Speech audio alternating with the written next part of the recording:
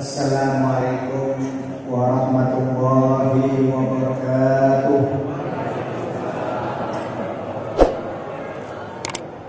Bismillahirrahmanirrahim. Alhamdulillahirabbil alamin wassalatu wassalamu ala asyrafil anbiya wal mursalin sayyidina wa habibina wa syafiina wa qurratu a'yunina wa maulana Muhammad bibbil qulub wa dawaiha wa afiatil abdan wa shifaiha wa nuril absar wa dhiyaiha wa qurratil arwah wa dhiyaiha wa ala alihi wa sahbihi. Subhanaka la ilma lana illa ma 'allamtana innaka antal alimul hakim.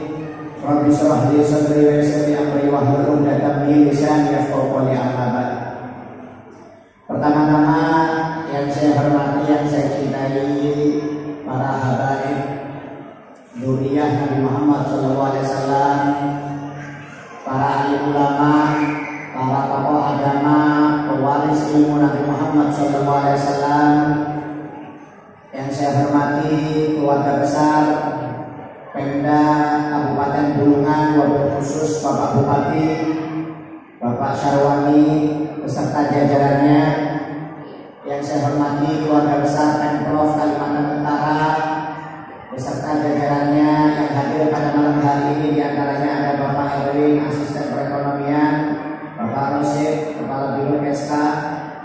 Kemudian yang saya hormati Ketua Masjid Agung Istiqomah Bulungan beserta jajarannya, kemudian Ketua PHBI beserta jajarannya, para tamu-tamu undangan baik dari masyarakat Kabupaten Berau, Kabupaten Bulungan, kemudian baik aparat kepolisian, TNI yang hadir pada malam hari ini, hadirin hadirat yang insya Allah mudah-mudahan yang hadir semua di sini selalu mendapatkan keberkahan dari Allah Subhanahu wa taala.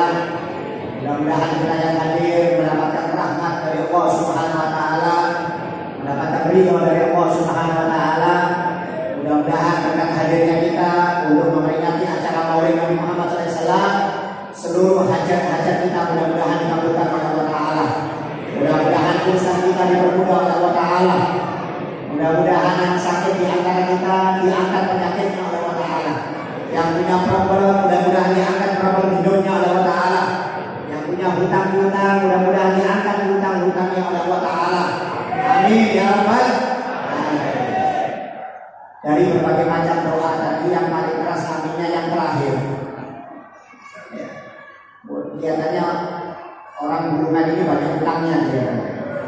Ketika didoakan tadi mudah-mudahan hutangnya lunas, aminnya paling keras. Mudah-mudahan rezekinya lancar berkat Maulid Nabi Muhammad SAW.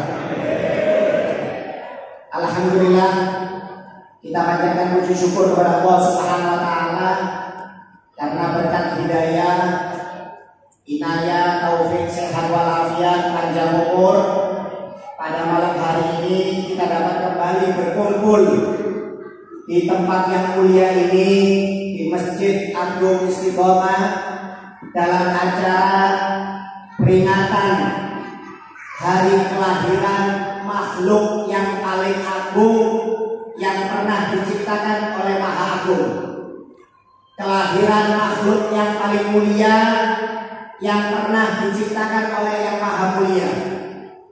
Kelahiran makhluk yang paling disayang yang pernah diciptakan oleh Maha Penyayang, yaitu junjungan besar Nabi kita Muhammad SAW.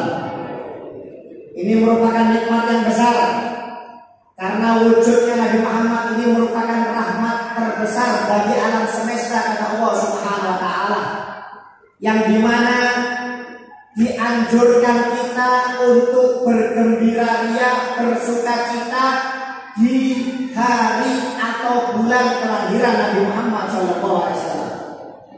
Allah Subhanahu wa taala berfirman di dalam Al-Qur'an, "Qul bi fadlillahi wa bi rahmatihi fabidzalika falyafrahu." Katakan wahai Muhammad, jika manusia itu mendapatkan keutamaan dan mendapatkan rahmat dari aku, mereka wajib bergembira ria, bersuka cita, kata Allah taala. Ditafsiri oleh Abdullah bin Abbas, sahabat Nabi Muhammad SAW. Fadl di sini adalah ilmu agama, dan rahmat di sini adalah wujudnya Nabi Muhammad SAW. Makanya ketika wujudnya Nabi Muhammad SAW dikeluarkan oleh Allah Ta'ala, maka wajib kita bergembira lihat, baik di hari kelahiran Nabi Muhammad atau di bulan kelahiran Nabi Muhammad SAW. Kenapa? Karena Nabi Muhammad sendiri bergembira lihat dengan hari kelahirannya, yaitu dengan cara berpuasa setiap hari Senin. Nabi Muhammad SAW su'ila an shaumi yaumal Isnin. Rasulullah pernah ditanya, ya Rasulullah, kenapa engkau berpuasa setiap hari Senin? Kok bukan Selasa, Rabu, Jumat, Sabtu, Minggu? Puasanya kok Senin atau Kamis? Maka dijawab oleh Nabi Muhammad, aku berpuasa di hari Senin fihi wulidtu, karena hari Senin adalah hari maulidku, kata Nabi Muhammad SAW. Allahumma shalli ala Muhammad. Makanya maaf Nabi Muhammad, para sahabat dan kita semuanya yang berpuasa di hari Senin itu pada hakikatnya memperingati maulid Nabi Muhammad SAW. Nabi Muhammad aja bergembira ria dengan hari kelahirannya dengan cara berpuasa. Begitu juga ketika bulan Rabiul Awal datang, maka kita juga wajib bergembira ria memeriahkan peringatan maulid Nabi Muhammad SAW. Kenapa Pak Bu? Karena Nabi Muhammad ini manusia yang spesial. Nabi Muhammad ini manusia yang hebat yang pernah diciptakan oleh Allah Ta'ala di muka bumi ini. Nabi Muhammad itu Pak Bu, makhluk pertama kali yang diciptakan oleh Allah Ta'ala. Di dalam hadis, sahabat Jabir pernah bertanya, ya Rasulullah, bi abi wa ummi, akhbirni an awwal syai'in khalaqallahu qabla al-asya.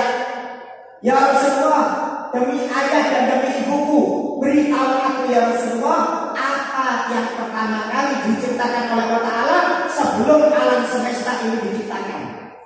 Sahabat Jabir bertanya, ya Rasulullah, sebelum alam semesta, surga, langit, malaikat diciptakan, siapa yang pertama kali diciptakan ya Rasulullah? Maka dijawab oleh Nabi Muhammad, ya Jabir, inna wa khalaqal qabla al-asya'i nura nabiyika Muhammadin sallallahu alaihi wasallam min nuri.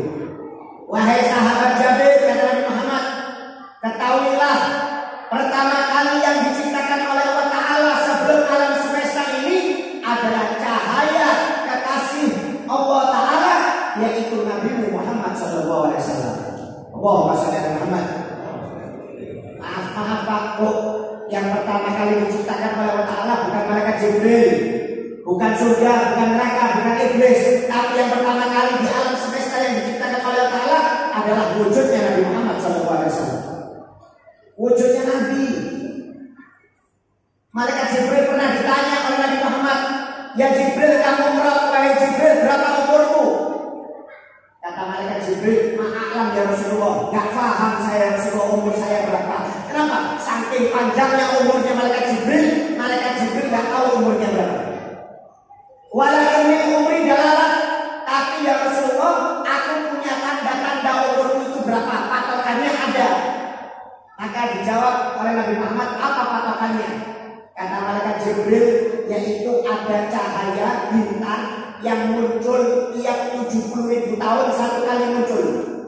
Tiap 70.000 tahun satu kali muncul. Dan saya sudah melihat bintang tersebut sebanyak 71.000 kali. Bisa dihitung kan kalkulator berapa ya? Kata malaikat Jibril, umur saya ada patokannya, yaitu saya pernah melihat bintang yang munculnya satu kali selama 70.000 tahun. Saya sudah melihat 71.000 satu kali, 71.000 kali. Itu kalau dihitung Pak, kurang lebih di zamannya Nabi Muhammad umurnya malaikat Jibril itu 5 miliar tahun. 5 miliar tahun. Apa jawab Nabi Muhammad? Wahai Jibril, kamu tahu nggak cahaya yang kamu lihat yang muncul tiap 70.000 tahun satu kali? Kata malaikat Jibril, saya nggak tahu ya Rasulullah. Itu aku, kata Nabi Muhammad SAW. Allahumma shalli ala Muhammad. Ternyata Pak, cahaya Nabi Muhammad lebih diciptakan terlebih dahulu oleh Allah Ta'ala daripada malaikat Jibril. Maaf Pak Bu, Nabi Muhammad ini satu-satunya makhluk yang bisa melihat Allah Ta'ala secara langsung. Malaikat Jibril nggak bisa melihat Allah Ta'ala, Pak Bu. Satu-satunya makhluk yang ditakdir sampai sekarang yang bisa melihat Allah Ta'ala secara langsung tanpa hijab cuma Nabi Muhammad SAW. Allahumma shalli ala Muhammad. Ketika Nabi Muhammad Isra dan Mi'raj, Nabi Muhammad ketika sampai di Sidratul Muntaha berpisah dengan malaikat Jibril. Kata malaikat Jibril, wahai Muhammad, sekarang kita berpisah di sini. Kamu naik ke atas untuk bertemu dengan Allah Subhanahu wa Ta'ala. Kata Nabi Muhammad, wahai Jibril, kamu sudah menemani saya mulai dari Mekah, Palestina, naik langit pertama, kedua sampai ketujuh. Ayo temani aku untuk bertemu dengan Allah Ta'ala. Apa jawab malaikat Jibril? Kata malaikat Jibril, inami nama bolu maklum. Setiap dari kita, wahai Muhammad, kedudukannya, magomnya sudah ditentukan oleh Allah Ta'ala. Jika aku melangkah satu langkah, maka aku terbakar dengan cahaya Allah Subhanahu wa Ta'ala, kata malaikat Jibril. Tidak ada yang bisa bertemu dengan Allah Ta'ala siapapun wahai Muhammad kecuali engkau saja di alam semesta ini, kata malaikat Jibril. Akhirnya subhanallah, Nabi Muhammad naik ke atas bertemu dengan Allah Subhanahu wa Ta'ala secara langsung tanpa hijab. Allahumma sholli ala Muhammad. Manusia spesial Nabi Muhammad ini, Pak Bu. Bukan sembarang manusia, bukan sembarang makhluk, makhluk yang paling istimewa. Bahkan Allah Ta'ala berfirman dalam hadits qudsi, alam semesta ini diciptakan oleh Allah Ta'ala sebabnya Pak Bu karena Nabi Muhammad SAW. Kalau bukan karena Nabi, Pak, saya dan Anda ini tidak diciptakan. Bumi, langit, surga, neraka, malaikat, jin itu tidak diciptakan oleh Ta'ala. Alam semesta kita diciptakan semuanya oleh Allah Ta'ala. Itu sebabnya karena Nabi Muhammad SAW. Kata Allah Ta'ala dalam hadits qudsi, laulaka ya Muhammad ma khalaqtu akhlaq. Jika bukan karena kamu wahai Muhammad, jika bukan karena kamu dan jika bukan karena kamu wahai Muhammad, aku tidak akan menciptakan alam semesta ini, kata Allah Ta'ala. Maaf Pak Bu, itu surga diciptakan karena ada Nabi. Langit itu diciptakan karena ada Nabi. Malaikat diciptakan karena ada Nabi. Manusia jin diciptakan karena ada Nabi. Kalau bukan karena Nabi, alam semesta ini tidak diciptakan oleh Allah Ta'ala. Allahumma sholli ala Muhammad. Makanya Nabi Muhammad ini manusia yang spesial. Ahsanun nas khuluqan wa khalqa. Manusia yang paling bagus wajahnya, bentuk postur tubuhnya dan akhlaknya. Kalau Nabi Muhammad, Pak Bu, jangan ditanya. Kalau Anda tanya posturnya Nabi Muhammad, manusia spesial, manusia yang paling tampan yang pernah diciptakan oleh Allah Ta'ala. Manusia yang paling tampan, Pak Bu, itu bukan Nabi Yusuf. Manusia yang paling tampan yang pernah diciptakan oleh Allah, Nabi kita Nabi Muhammad SAW. Kata Nabi Muhammad, ketampanan itu ada satu, dibagi menjadi dua, setengahnya diambil oleh Nabi Muhammad SAW. Sisa setengah dibagi lagi jadi dua, seperempatnya diambil Nabi Yusuf. Setengah diambil Nabi Muhammad, seperempat diambil Nabi Yusuf. Sisa seperempat, yang seperempat kata Nabi Muhammad dibagi triliunan makhluk, baik dari malaikat, jin, manusia, binatang, dapat yang seperempat. Gak salah kalau mukanya seperti kita ini. Kenapa? Karena dapat seperempat dibagi triliunan orang. Setengah diambil Nabi Muhammad, seperempat diambil Nabi Yusuf. Tanpa Nabi Muhammad. Tapi kenapa perempuan lihat Nabi Yusuf tangannya terpotong, lihat Nabi Muhammad tangannya kok tidak terpotong? Karena kata para sahabat, ketampanan Nabi Muhammad itu tertutup dengan wibawanya. Wibawanya Nabi Muhammad itu tinggi, Pak. Jadi kalau perempuan lihat Nabi Muhammad itu langsung tundukkan kepala, malu. Kenapa? Saking wibawanya itu Nabi Muhammad SAW. Kalau Nabi Yusuf tidak ditutupi dengan kewibawaan, makanya perempuan ketika melihat Nabi Yusuf tergiur sampai gak sadar terpotong dengan tangannya terpotong dengan tisu. Sampai perempuan-perempuan itu mengatakan ini malaikat apa bukan. Nabi Yusuf dianggap malaikat saking tampannya, apalagi Nabi Muhammad SAW. wasallam. Nabi Yusuf ini tampan, Bu. Makanya maaf sampai mau diperkosa oleh Zulaikha, oleh ibu angkatnya. Biasanya laki yang memperkosa, ini perempuan yang memperkosa ini. Akhirnya jadi bahan gunjingan istri-istri pejabat, menteri-menteri di kerajaan tersebut menggoda Zulaikha. Dianggap perempuan gatal. Masa anak angkatnya mau diperkosa, mau diajak berzina. Akhirnya Zulaikha marah. Diundang istri-istri pejabat ini, karena istri-istri pejabat ini, Pak Bu, gak pernah melihat Nabi Yusuf. Nabi Yusuf itu disimpan di rumahnya Zulaikha. Diundang semua istri-istrinya, dikasih buah, dikasih pisau, dikasih buah, dikasih pisau. Puluhan orang suruh duduk istri para pejabat. Setelah dikasih buah, dikasih pisau, Nabi Yusuf suruh keluar dari Zulaikha. Keluar itu Nabi Yusuf alaihissalam. Ketika keluar itu Nabi Yusuf, perempuan-perempuan itu terheran-heran melihat ketampanan Nabi Yusuf, sampai mengatakan dalam Al-Quran, apakah ini malaikat yang mulia? Bayangkan Nabi Yusuf dianggap malaikat, sampai mereka memotong tangannya nggak sadar. Kenapa? Saking tampannya Nabi Yusuf. Akhirnya ketika Nabi Yusuf masuk ke kamar, kembali ke kamar, baru perempuan-perempuan itu baru sadar kalau jari-jarinya sudah terpotong.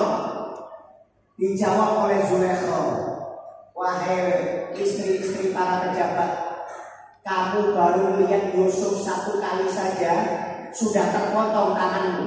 Bagaimana saya yang tinggal satu rumah dengan Yusuf? Kata Zulaikha. Apakah hati hancur, hati ini tergiur melihat ketampanan Yusuf? Kamu aja lihat satu kali Nabi Yusuf, lihat Yusuf, tanganmu sudah terpotong. Apalagi Yusuf itu tinggal di rumah saya. Kata Zulaikha.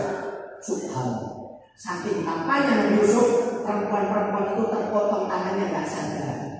Tapi bukan Yusuf bulungan, Pak. Kalau Yusuf bulungan lain lagi. Ini Nabi Yusuf. Bayangkan itu Nabi Muhammad SAW. Bisa Anda bayangkan Nabi Muhammad itu setengah ketampanan.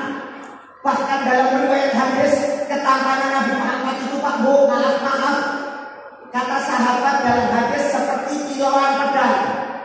Kalau Anda punya pedang, kemudian Anda tarik di atas matahari, Anda taruh di atas matahari, itu kan ada kiloannya, bikin mata silau. Wajahnya Nabi Muhammad itu menyilaukan, nggak bisa dilihat, Pak. Saking bercahayanya, itu wajahnya Nabi Muhammad nggak bisa dilihat. Saking tampannya Nabi Muhammad SAW. Jadi maaf, kalau ada orang pernah mimpi bertemu dengan Nabi Muhammad, itu nggak bisa melihat wajahnya Nabi Muhammad, yang dilihat cuma cahayanya Nabi Muhammad SAW. Kenapa? Saking bercahayanya itu Nabi Muhammad SAW. Allahumma shalli ala Muhammad. Makanya maaf, ya, sampai-sampai kata para sahabat, wajahnya Nabi Muhammad ini bikin akal seseorang hilang. Orang kalau lihat Nabi Muhammad akalnya hilang, Pak. Kenapa? Saking takjubnya melihat wajahnya Nabi Muhammad SAW. Sahabat itu yang laki-laki itu kalau pulang ke rumahnya, Pak Bu, cuma sebentar. Kemudian mereka datang lagi ke rumah Nabi Muhammad, ingin duduk langsung dengan Nabi Muhammad. Jadi istri-istrinya itu cemburu. Kenapa suami mereka itu kalau pulang cuma sebentar? Mereka lebih lama waktunya dengan Nabi Muhammad daripada dengan istrinya. Kenapa? Karena memang wajah Nabi itu nambah iman. Wajah Nabi itu bikin akal seseorang itu hilang, bisa jatuh cinta, bahkan bisa melupakan istri mereka. Subhanallah. Bayangkan, Nabi Muhammad itu nggak bosan nih, Pak. Semakin banyak dilihat, imannya semakin tambah, semakin kuat. Kalau wajah kita ini yang bahaya, kalau dilihat bikin turun iman. Ini lagi. Orang sakit kita jenguk bisa mati nih gara-gara kita jenguk ini. Kenapa? Karena wajah kita memang gak enak untuk dilihat. Wajah kita ini bukan wajah Nabi. Sampai ada seorang pedagang datang dari luar, datang ke Madinah untuk jual kuda. Sampai di kota Madinah, kata suaminya, wahai istriku, kamu jaga ini kuda ya. Kalau ada yang beli harganya sekian, saya mau keliling kota Madinah dulu. Oh iya siap, kata istrinya. Subhanallah. Akhirnya datang Nabi Muhammad SAW, menawar itu kuda, ditawar. wahai ibu, berapa harganya kuda ini? Harganya sekian. Oh ya sudah, deal, saya beli ya. Tapi boleh nggak kudanya saya bawa dulu ke rumah? Nanti saya ambil uangnya di rumah, baru saya bayar. Oh silahkan, bawa. Padahal perempuan ini baru pertama kali masuk ke Madinah dan nggak kenal dengan orang di Madinah. Ketika Nabi Muhammad tawar, Nabi Muhammad mengatakan, saya bawa dulu ya kudanya ya. Nanti setelah saya bawa pulang, saya ambil uangnya, baru saya kembali ke sini, saya bayar. Kira-kira Pak, kalau ada orang jual beli seperti itu, Anda berani nggak? Ada orang datang ke rumah Anda mau beli mobil, Anda nggak kenal dengan orang tersebut. Deal Pak, harganya 100 juta ya, mobilnya saya bawa dulu ya, saya bawa pulang ke rumah, nanti uangnya saya antar. Kira-kira berani nggak Anda? Gak mungkin, walaupun teman aja gak berani. Apalagi orang lain. Ini perempuan saking gembiranya melihat wajah Nabi Muhammad, akalnya hilang. Disilahkan itu Nabi Muhammad, diambil. Perempuan itu gak kenal dengan Nabi. Akhirnya suaminya datang. Ketika datang tanya, mana kuda kita? Oh alhamdulillah kuda kita sudah laku. Loh mana uangnya? Nanti orangnya kembali. Kudanya dibawa. Nanti orangnya kembali bawa uang. Suaminya marah-marah. Kamu ini hilang akal. Kamu sudah gila. Gak pernah masuk kota Madinah. Kemudian ada orang tawar. Sudah cocok harganya. Kudanya dibawa. Uangnya belum ada. Kamu ini sudah gila. Kata suami. Kata istrinya, kamu gak usah marah. Kamu kalau lihat orangnya, pasti kamu akan melakukan yang apa aku lakukan. Kamu gak usah marah. Nanti orangnya bakal datang. Saya yakin orangnya datang. Kenapa? Kalau kamu yang melakukan hal tersebut, pasti kamu akan melakukan seperti yang saya lakukan. Subhanallah, betul.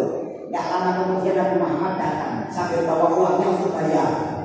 Sambil bayar uangnya untuk bayar. Ketika dibayar, suaminya mengatakan kepada istrinya, betul. Wajah orang ini memang membuat akal kita hilang. Seandainya saya yang berbicara dengan orang ini, pasti saya melakukan seperti yang kau lakukan, kata suaminya. Subhanallah. Allahumma shalli ala Muhammad. Wajahnya Nabi luar biasa, Pak. Tampan. Kemudian maaf Nabi Muhammad ini wangi, baunya harum. Wangi Pak, baunya Nabi Muhammad ini harum. Gak perlu pakai parfum. Kalau Anda jangan harap harus pakai parfum, pakai Rexona. Kalau gak pakai parfum, gak pakai Rexona, waliyadzubillah min dzalik baunya. Tapi Nabi Muhammad SAW gak perlu pakai parfum. Kenapa? Keringatnya Nabi Muhammad sudah keluar parfum. Allahumma sholli ala Muhammad. Sampai pernah dikisahkan ibunya Anas bin Malik. Itu kalau Nabi Muhammad berkeringat, keringatnya diambil, diusap, kemudian diperas, dimasukkan dalam botol. Nabi Muhammad tanya, engkau buat apa wahai Ummu Sulaim? Kata Ummu Sulaim tersebut, ya Rasulullah, keringatmu ini lebih harum daripada minyak misik. Kalau aku oles ke tubuhku, bau wanginya seminggu gak hilang. Allahumma sholli ala Muhammad. Keringatnya Nabi Muhammad kalau dioles ke tubuh, baunya seminggu gak hilang, bau parfum. Nanti dicoba Bu, kalau Anda pulang nanti kalau suaminya berkeringat, dilap, peras masukkan dalam botol. Kalau ingin siup pakai, kalau ingin pingsan baru dipakai. Kalau nggak bisa muntah pakai itu olesan keringat suami. Insya Allah langsung muntah itu. Nabi Muhammad keringatnya saja keluar parfum. Allahumma sholli ala Muhammad. Nabi Muhammad itu manusia yang spesial Pak. Manusia yang luar biasa. Rahmatan lil alamin, termasuk rahmat terbesar bagi alam semesta itu Nabi Muhammad SAW. Untung kita ini menjadi umat Nabi Muhammad SAW. Nabi Muhammad itu rahmat. Kalau mau kita ceritakan rahmat Nabi Muhammad besar, sudah rahmat terbesar. Kemudian postur tubuhnya yang paling bagus, akhlaknya yang paling mulia itu Nabi Muhammad SAW. Kalau kita mau bicara akhlaknya Nabi Pak, panjang. Akhlaknya Nabi luar biasa, sampai dapat julukan Al-Halim. Al-Halim itu Pak Bu, beda dengan sabar. Kalau sabar diganggu satu kali, dua kali masih balas. Tapi kalau Al-Halim walaupun diganggu ribuan kali nggak pernah balas. Itu Nabi Muhammad SAW. Nabi Muhammad itu Al-Halim, dapat julukan Al-Halim, nggak pernah marah.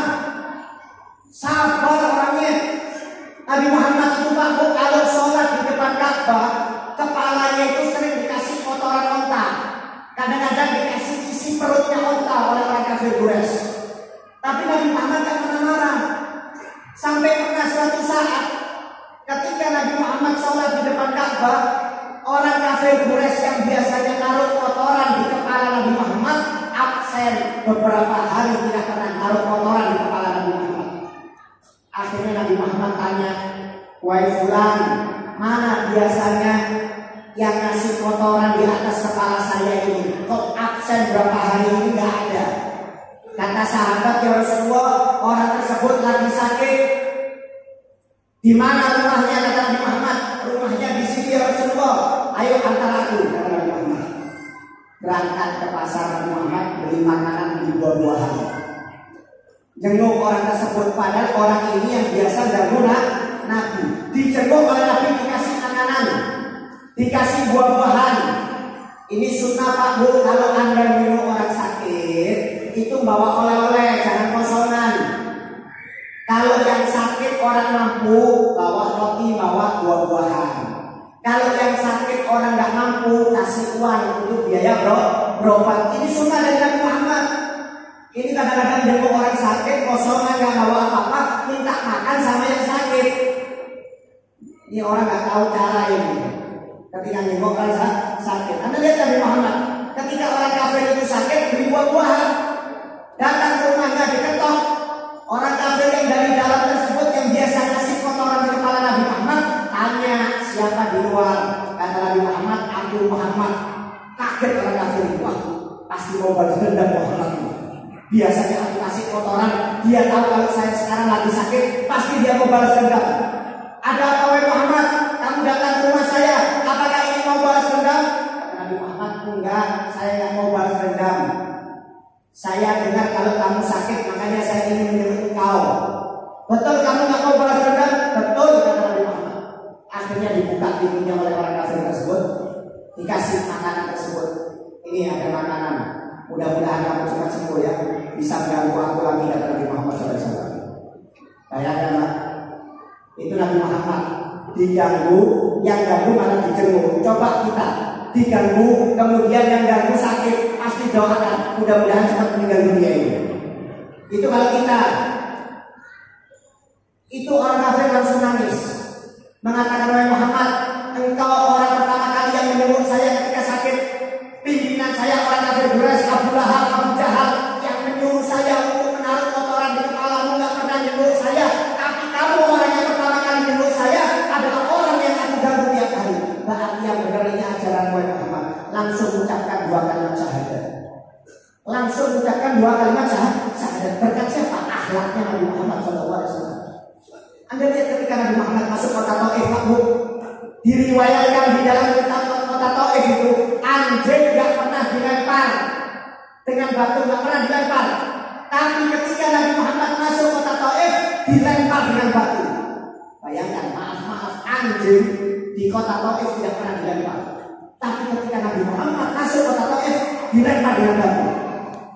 Malaikat Jibril itu punya orang suka lihat Nabi Muhammad dilempar dengan batu sampai giginya pecah. Malaikat Jibril langsung mengatakan, "Nabi Muhammad, izinkan saya untuk mengangkat gunung Taif. Aku timpahkan kepada penduduk kota Taif." Kata Nabi Muhammad, "Jangan wahai Jibril.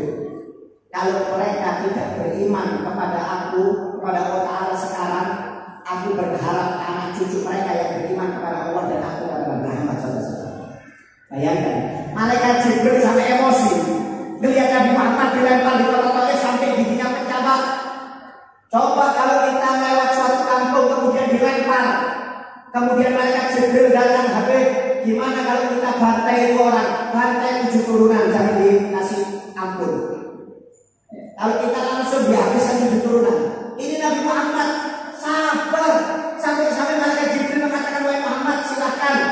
Tapi yang terpenting jangan sampai darahmu netes ke tanah. Kalau darahmu netes ke tanah, aku hancurkan penduduk kota Taif," kata malaikat Jibril. Subhanallah, saking rahmatnya itu Nabi Muhammad lari dari kota Taif sambil menadah tangannya yang bertetesan darah dari giginya jangan sampai jatuh ke tanah.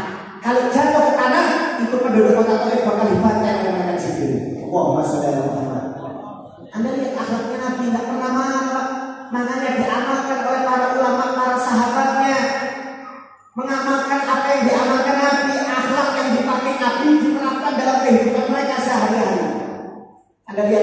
pernah dikisahkan Ibrahim bin Adham, seorang ulama besar. Ibrahim bin Adham ini Pak Bu, kalau ngangkat tangan doanya langsung kabul. Secepat kilat 1 detik langsung diterima oleh Allah. Memang ulama besar, wali besar. Pernah suatu saat Ibrahim bin Adham ini lewat suatu jalan ketemu dengan tentara. Maaf, ketemu dengan tentara. Dipanggil oleh tentara tersebut, sini. Ditanya, rumahmu di mana? Ibrahim bin Adham sambil sampai menuju kuburan.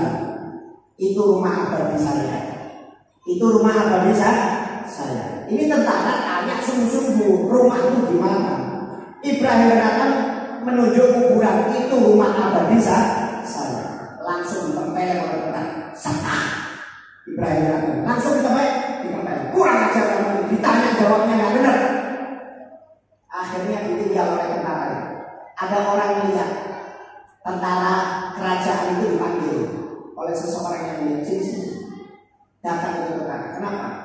Kamu tahu nggak yang kamu tempelin itu siapa? Nggak tahu. Itu Ibrahim bin Adham. Loh, itu Ibrahim bin Adham yang doanya mustajab. Iya. Cepat kamu minta maaf sebelum disumpah jadi kodok. Cepat minta maaf. Itu doanya kabul. Kalau kamu disumpah bisa mati kamu nanti, bisa sakit, bisa dapat musibah kamu. Lari itu tentara. Langsung minta maaf kepada Ibrahim bin Adham. Minta maaf. Saya nggak tahu kalau kamu Ibrahim bin Adham. Minta maaf. Apa jawab Ibrahim bin Adham? Sebelum tanganmu menyentuh ke pipiku, kamu sudah saya maafkan. Dan kamu saya doakan masuk surga Allah Ta'ala. Bayangkan, kaget ini tentara. Loh, kok bisa saya didoakan masuk surga? Kalau dimaafkan masih masuk akal. Ini didoakan masuk surga. Kenapa kamu mendoakan saya masuk surga? Dijawab oleh Ibrahim bin Adham, ketika kamu menempelkan saya, itu Allah Ta'ala mengangkat derajat saya karena saya sabar. Berarti kamu telah berbuat baik dengan saya, menguji iman saya, kemudian saya sabar, diangkat derajatnya oleh Ta'ala. Berarti kamu berbuat baik. Karena kamu berbuat baik, maka saya doakan kamu masuk surga. Subhanallah. Bayangkan pikiran orang dulu itu Pak, dianggap ditempelin itu berbuat baik. Kenapa? Karena sabar datangkan angkat derajat. Berarti orang yang menempelin kita itu berarti orang baik sebenarnya. Makanya Anda kalau dipukul Pak, ditempelin orang jangan marah. Kenapa? Hakikatnya dia itu orang baik. Yang mau ditempelin sini maju satu-satu. Orang dulu gak pernah marah.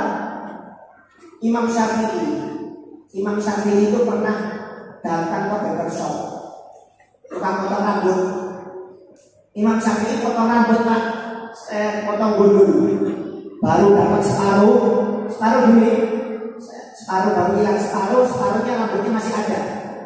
Gak taunya si tukang potong rambut ini kedatangan tamu spesial.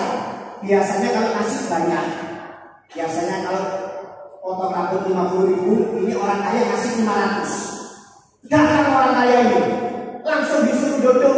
Imam Syafi'i dikasih tahu oleh tukang potongnya, tunggu sebentar ya, nanti kamu saya selesaikan. Saya mau potong pelanggan saya dulu. Bayangkan, padahal Imam Syafi'i dulu yang potong, baru setengah ditinggal Imam Syafi'i.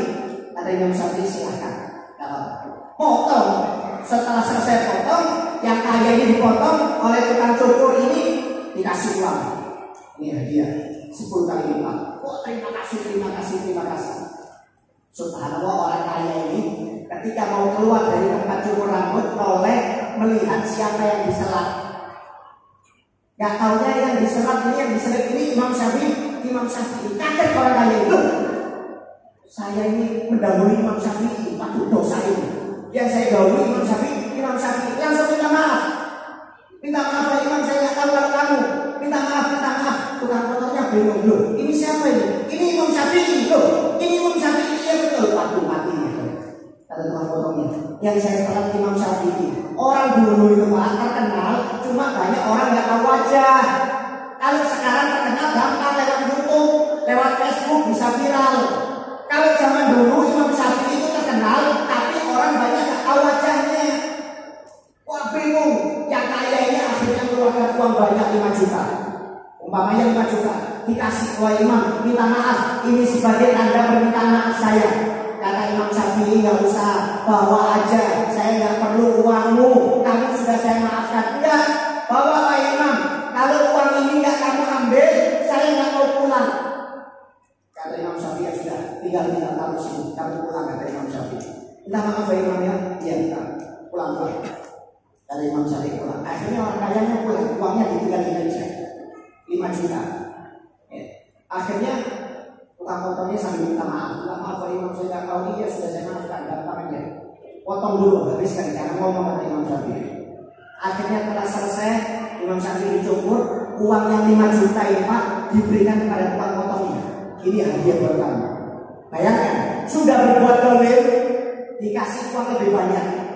Padahal yang kaya cuma kasih 500.000. Ini Imam Syafi'i ngasih 5 juta.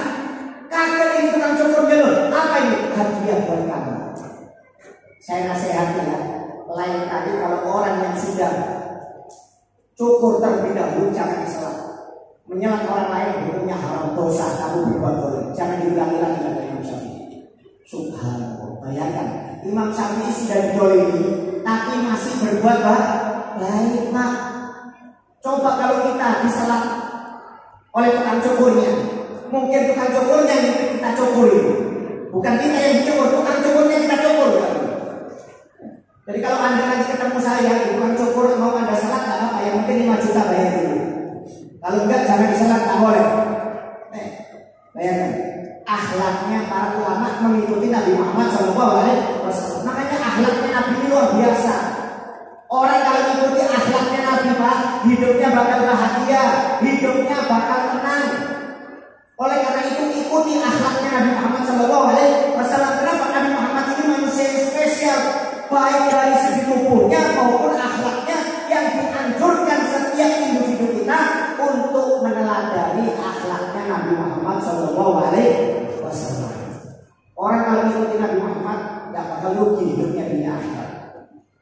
Makanya tanamkan cinta kita kepada Nabi Muhammad SAW. Pak Bu, maaf. Anda kalau cinta kepada seseorang jangan terlalu berlebihan. Anda bakal kecewa nanti. Ibu-ibu cinta kepada suaminya jangan berlebihan, nanti ujung-ujungnya cerai. Ibu-ibu, orang tua, bapak-bapak, maaf cinta dengan anak jangan terlalu berlebihan. Takutnya ujung-ujungnya anaknya bisa durhaka. Cinta kepada manusia itu jangan berlebihan, nggak boleh. Cinta yang berlebihan kepada manusia itu cuma boleh satu, kepada Nabi Muhammad SAW. Karena kalau orang cinta berlebihan kepada Nabi Muhammad, maka orang itu tidak akan rugi di akhirat. Makanya kata Sayyidina Ali, jangan kau mencintai seseorang terlalu berlebihan. Suatu saat orang yang kamu cintai itu akan menjadi musuhmu. Dan jangan kamu membenci seseorang terlalu berlebihan. Bisa saja orang yang kamu benci itu akan menjadi orang yang mencintaimu suatu saat, kata Sayyidina Ali bin Abi Thalib. Oleh karena itu jangan berlebihan Pak kalau mencintai makhluk. Mencintai makhluk yang berlebihan itu hanya kepada Nabi Muhammad SAW. Oleh karena itu tanamkan cinta kita kepada Nabi Muhammad SAW. Kenapa? Nabi Muhammad ini yang bisa membawa keberkahan hidup kita dunia dan akhirat. Dan salah satu cara menanamkan cinta kita kepada Nabi Muhammad SAW yaitu dengan memperbanyak sholawat kepada Nabi Muhammad SAW. Allahumma sholli ala Muhammad. Perbanyak sholawat aku kepada Nabi Muhammad SAW. Sholawat ini luar biasa. Allah Ta'ala Pak, maaf memerintahkan kita sholat, Allah Ta'ala nggak sholat.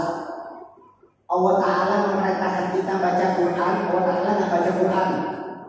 Allah Ta'ala memerintahkan kita zakat sedekah, Allah tidak mengeluarkan zakat sedekah. Allah Ta'ala memerintahkan kita haji umroh, Allah Ta'ala nggak haji umroh.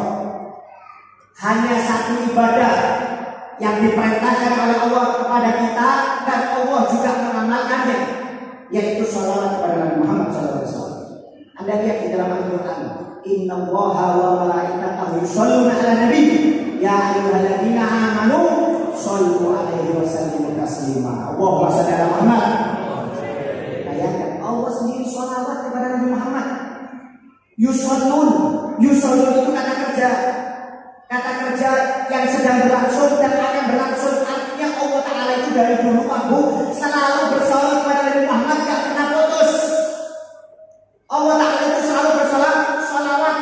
Makanya Nabi Muhammad pernah bertanya kepada Allah Ta'ala, ya Allah, alam semesta ini kamu ciptakan untuk siapa? Maka dijawab oleh Allah Ta'ala, alam semesta ini aku ciptakan untuk kamu wahai Muhammad. Alam semesta ini aku ciptakan untuk kamu. Ya Allah, kalau alam semesta ini kau ciptakan untuk aku, maka aku untuk siapa?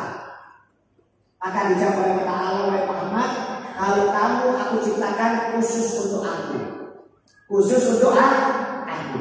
Alam semesta diciptakan khusus untuk Nabi. Nabi diciptakan khusus untuk Allah Ta'ala. Dijawab oleh Nabi Muhammad, ya Allah, kalau alam semesta ini kau ciptakan khusus untuk aku, kemudian aku kamu ciptakan khusus untuk engkau. Nah, engkau ini untuk siapa? Engkau ini untuk siapa? Maka dijawab oleh Allah Ta'ala, aku khusus untuk orang yang bersalawat kepada dirimu. Allahumma shalli ala Muhammad. Aku khusus untuk orang yang bersalawat kepada dirimu kata Allah. Artinya apa? Kalau orang itu sering bersalawat kepada Nabi Muhammad, dijamin orang itu dicintai oleh Allah. Salawat ini penting Pak Bu. Salawat ini maaf satu-satunya amal ibadah yang gak perlu syarat ikhlas. Kita sholat gak ikhlas gak diterima, baca Quran gak ikhlas gak diterima, dzikir gak ikhlas, ceramah gak ikhlas, haji umroh gak ikhlas gak diterima. Satu-satunya ibadah yang gak perlu ikhlas cuma sholawat kepada Nabi Muhammad SAW. Anda walaupun sombong sambil megang tasbih baca sholawat, tetap diterima pahalanya oleh Allah Ta'ala. Tapi kalau amal ibadah yang lain jangan coba-coba. Kalau tempat syarat ikhlas maka gak diterima oleh Allah Ta'ala. Allahumma shalli ala Muhammad. Makanya maaf, kalau ingin memupuk cinta kita dengan Nabi Muhammad, perbanyak sholawat kepada Nabi Muhammad SAW. Sholawat ini luar biasa, manfaatnya banyak. Kata para ulama, tidak ada amalan di akhir zaman yang paling cocok untuk umat di akhir zaman kecuali memperbanyak sholawat kepada Nabi Muhammad dan istighfar kepada Allah Ta'ala. Ini di zaman sekarang ini Pak, yang paling bagus itu sholawat kepada Nabi Muhammad. Oleh karena itu perbanyak sholawat. Kenapa? Sholawat itu tali penghubung kita dengan Nabi Muhammad. Orang yang tidak bersolawat kepada Nabi Muhammad gak mungkin dikenal dengan Nabi Muhammad. Hati-hati, orang yang jarang sholawat kepada Nabi Muhammad tidak mungkin dikenal dengan Nabi Muhammad. Kenapa? Karena sholawat itu tali penghubung kita dengan Nabi Muhammad SAW. Nabi Muhammad sendiri yang mengatakan, Aula nasi yawmal qiyamah aktsaruhum alaihi sholatan. Orang yang paling dekat dengan aku nanti adalah orang yang paling banyak sholawat waktu di bumi kata Nabi Muhammad SAW. Waktu di dunia. Sampai pernah dikisahkan ada seorang alim ulama besar jarang sholawat. Sampai suatu saat dia tidur, di dalam tidurnya mimpi bertemu dengan Nabi Muhammad SAW. Mengucapkan salam kepada Nabi Muhammad. Dijawab salamnya tapi nggak ditoleh. Mengucapkan salam lagi, dijawab salamnya tapi nggak ditoleh sampai 3 kali. Akhirnya ulama tersebut di dalam mimpinya berkata kepada Nabi Muhammad, ya Rasulullah, kenapa engkau tidak mau menoleh kepada aku? Akhirnya Nabi Muhammad menoleh. Maaf, kamu ini siapa ya? Saya gak kenal dengan kamu, kata Nabi Muhammad. Ya Rasulullah, gak mungkin kamu gak kenal dengan saya. Karena ada hadis Nabi bahwasanya seorang Nabi itu kenal dengan umatnya seperti seorang ayah yang kenal dengan anaknya. Gak mungkin ayah gak kenal dengan anaknya. Begitu juga gak mungkin seorang Nabi gak kenal dengan umatnya. Maka dijawab oleh Nabi Muhammad, saya kenal dengan umatku yang memiliki hubungan. Yang tidak memiliki hubungan gak aku kenal karena terlalu banyak, kata Nabi Muhammad. Maka dijawab oleh ulama tersebut, apa kali penghubung engkau dengan umatmu ya Rasulullah? Yaitu sholawat kepada aku, kata Nabi Muhammad SAW. Sholawat kepada aku, kata Nabi Muhammad SAW. Bangun dari tidurnya ulama ini nangis. Perbanyak sholawat siang, sore, pagi, malam, perbanyak sholawat. Gak lama kemudian tidur lagi, mimpi lagi bertemu dengan Nabi Muhammad, mengucapkan salam kepada Nabi Muhammad sambil ditoleh oleh Nabi Muhammad. Nabi Muhammad mengatakan, sekarang saya sudah kenal dengan engkau karena engkau ahli sholawat kepada Nabi Muhammad SAW. Oleh karena itu sholawat ini barokahnya banyak Pak. Orang kalau nggak mau sholawat rugi.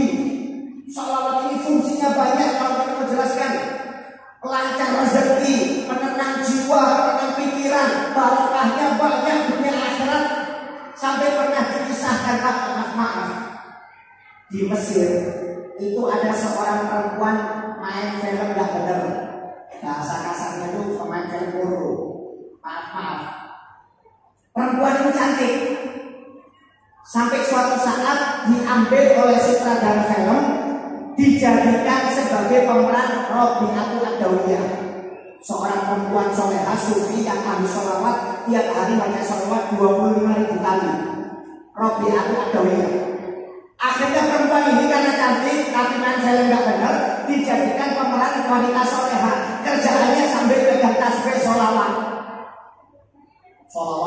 Tapi sholawatnya pura-pura karena acting, main film. Wah, terus tiap hari sholawat,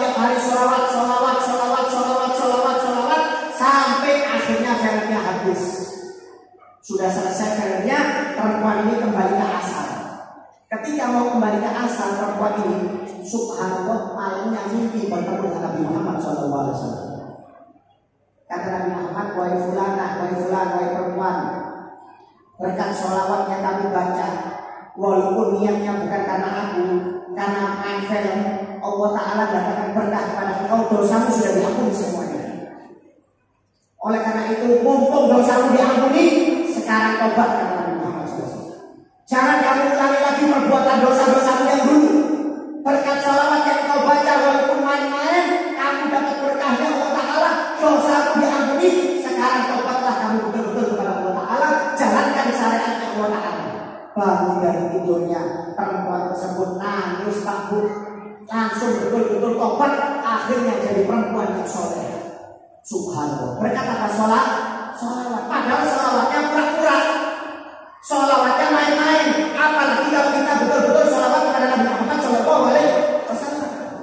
Bahkan dikisahkan di dalam oleh Nabi Muhammad SAW di zaman Nabi Musa, ada seorang pemuda Pak yang 200 tahun kerjaannya maksiat. Sampai suatu saat pemuda ini meninggal dunia. Ketika meninggal dunia, maaf, jasadnya dibuang di tempat sampah. Kenapa? Karena penduduk sekitar sudah jijik melihat pemuda ini bermaksiat selama 200 tahun. Dibuang di tempat sampah jasadnya. Allah Ta'ala memerintahkan kepada Nabi Musa, wahai Musa, ada kekasihku yang meninggal, jasadnya dibuang di tempat sampah, ambil angkat jasadnya, mandikan, kafani, kubur, karena itu termasuk kekasihku, kata Allah Ta'ala. Akhirnya didatangi oleh Nabi Musa. Ketika Nabi Musa manggil orang kota tersebut, bingung orang kota, wahai Nabi Musa, ini pemuda ahli maksiat, kerjaannya 200 tahun bermaksiat. Apakah nggak salah wahyu Allah Ta'ala memerintahkan kamu untuk mengangkat pemuda ini dari tempat sampah untuk dilaksanakan fardu kifayahnya? Kata Nabi Musa, tidak, ini perintah dari Allah Ta'ala. Ini ahli maksiat ya. Kata Nabi Musa, kita kerjakan dulu. Nanti setelah kita kubur, kita tanya sama Allah Ta'ala, apa alasannya pemuda ini kok dijadikan kekasih Allah Ta'ala, padahal kerjaannya maksiat 200 tahun. Akhirnya setelah dikerjakan aku, setelah selesai dikubur, Nabi Musa tanya, ya Allah, pemuda itu orang ahli maksiat, bermaksiat kepada engkau selama 200 tahun. Kenapa engkau mengatakan pemuda itu ahli ibadah? Maaf, kekasihmu ya Allah. Apa jawab Allah Ta'ala? Wahai Musa, memang pemuda itu ahli maksiat, tapi setiap malam dia buka kitab Taurat. Di dalam kitab Taurat itu ada nama kekasihmu Muhammad SAW. Dia selalu mencium nama Muhammad, kemudian memperbanyak sholawat kepada kekasihku Muhammad setiap malamnya, kata Allah Ta'ala. Berkat dia cinta dengan nama Muhammad dan selalu bersalawat kepada Nabi Muhammad, walaupun dia ahli maksiat selama 200 tahun, dosanya aku ampuni dan aku angkat dia menjadi kekasihku, kata Allah Ta'ala. Allahumma sholli ala Muhammad. Bayangkan Pak, 200 tahun maksiat cuma gara-gara sering sholawat, dosanya diampuni, dijadikan kekasihnya Allah Ta'ala. Allahumma sholli ala Muhammad. Tapi maaf, jangan dijadikan dalil ya. Oh nggak apa-apa katanya Habib, maksiat yang penting sholawat. Ini bukan dalil. Ini kisah keberkahan sholawat. Jangan dibuat dalil supaya bisa maksiat. Maksiat itu tetap haram hukumnya. Tapi kalau orang itu ahli maksiat, tapi kalau sering sholawat, insya Allah dosanya diampuni oleh Allah Ta'ala. Oleh karena itu Pak, pupuk cinta kita kepada Nabi Muhammad SAW dengan cara memperbanyak sholawat kepada Nabi Muhammad SAW. Insya Allah kalau orang memperbanyak sholawat kepada Nabi Muhammad, hidupnya akan berkah dunia dan akhirat. Kita kalau mau bahas masalah keberkahan sholawat panjang, tapi intinya dengan hadirnya kita di majelis maulid ini, mudah-mudahan menambah cinta kita kepada Nabi Muhammad SAW. Mudah-mudahan kita semangat untuk membaca sholawat kepada Nabi Muhammad SAW. Mudah-mudahan kita menjalankan syariatnya Nabi Muhammad, menjauhi sembarangan Nabi Muhammad, berakhlak dengan akhlaknya Nabi Muhammad SAW, dan mudah-mudahan kita bisa menjalankan sunnah-sunnah Nabi Muhammad SAW sehingga kita menjadi orang yang hidupnya selamat dunia dan akhirat. Mudah-mudahan di akhir umur kita, ketika kita mengucapkan dua kalimat syahadat, kita mendapatkan syafaat Nabi Muhammad SAW. Mudah-mudahan ketika kita masuk kubur, ditanyai oleh malaikat Munkar Nakir, kita bisa menjawab dengan syafaat Nabi Muhammad SAW. Mudah-mudahan ketika di padang mahsyar kita dihisab oleh Allah Ta'ala, kita bisa mendapatkan keringanan hisab dari Allah Ta'ala berkat syafaatnya Nabi Muhammad SAW. Mudah-mudahan ketika melewati jembatan Sirat, kita diberi kemudahan oleh Allah Ta'ala untuk bisa melewati jembatan Sirat dengan syafaatnya Nabi Muhammad SAW, sehingga kita menjadi orang yang selamat hidupnya dunia dan akhirat. Amin ya rabbal alamin. Mungkin ini sedikit yang bisa saya sampaikan, Pak. Dalam kesempatan malam ini, ya, sebenarnya saya ini kurang enak badan, sudah mau menggigit dari tadi. Cuma saya niatkan mudah-mudahan berkat hadir pengajian ini saya dikasih kesehatan oleh Allah Subhanahu Wa Taala. Mudah-mudahan juga ya, kita yang sedang sakit atau keluarga kita yang sedang sakit, mudah-mudahan diangkat penyakitnya oleh Allah berkat maulid Nabi Muhammad SAW. Mudah-mudahan rezeki kita dikasih barokah, urusan kita dipermudah oleh Allah Ta'ala, panjang umur dalam keadaan sehat walafiat, dalam keadaan iman dan takwa. Amin ya rabbal alamin. Mungkin ini sedikit yang bisa saya sampaikan. Jika ada kesalahan atau kekurangan sekali lagi saya mohon maaf. Apa yang benar itu dari Allah Subhanahu Wa Taala, yang salah itu dari pribadi saya sendiri. Kita tutup acara ini dengan doa bersama. Kita niatkan mudah-mudahan hajat-hajat kita semuanya dikabulkan oleh Allah Ta'ala, urusan kita diberi keberkahan oleh Allah Subhanahu Wa Taala. Amin ya rabbal alamin. Bismillahirrahmanirrahim. Alhamdulillahirabbil alamin. Allahumma shalli wa sallim ala sayyidina Muhammad wa ala sayyidina Muhammad. Allahumma ya musul asir wa jabal qasir wa sahib kulli farid wa yumni kulli faqir wa yumni kulli dhaif wa kulli makhir yasir kulli asir fa tashir asir wa yasir. Allahumma la tajdir tafsir hajatina kathir hajatina kathir hajatina kathir ikhi hajatina ya rab ikhi hajatil mu'minina wal mu'minat ikhi hajatil muslimina wal muslimat. Allahumma isna din wa barakatan fil umur wa sihhatan fil jasad wa sihhatan fil rizqi wa tawbatan qabla maut wa syahadatan minal maut wa maghfiratan ba'dal maut wa afatan dari hisab wa aman minal adab wa rizqan minal jannah wa rzuqna Qur'an min ahli dzikir min ahli qiyam min ahli siyam minal ulama wal fuqaha wal muhaddithin al mukhlisin al amilin minal abidin wal abidat wal zahidin wal zahidat wal zakirin wal zakirat. Allahumma nasrafahman nabi wa hifdal mursalin wa ilhamal malaikatil muqarrabin. Allahumma a'inna bi ilmi wa zina bil hilmi wa akrima bil taqwa wa jamila bil afiyah wa iqalini bil hikmati. Rabbi firri wal walidayya Rabbi firri wal walidayya Rabbi firri wal walidayya warhamhuma kama rabbayana shaghira. Rabbana atina fid dunya hasanah wa fil akhirati hasanah wa qina adzabannar. Wa sallallahu alaihi wa alihi wasallam walhamdulillahi rabbil alamin. Taqabbalallahu minkum. Dalam hadis Rasulullah SAW bersabda, barang siapa di dalam doanya tidak pernah lupa untuk selalu mendoakan kedua orang tuanya, Rabbi firri wal walidayya Rabbi firri wal walidayya warhamhuma kama rabbayana shaghira, maka rezeki anak tersebut dunia akhirat ditanggung lancar oleh Allah Ta'ala. Oleh karena itu jangan lupa di dalam doa selalu mendoakan kedua orang tua kita, baik yang hidup maupun yang sudah meninggal, supaya kita dapat keberkahan orang tua kita dunia dan akhirat.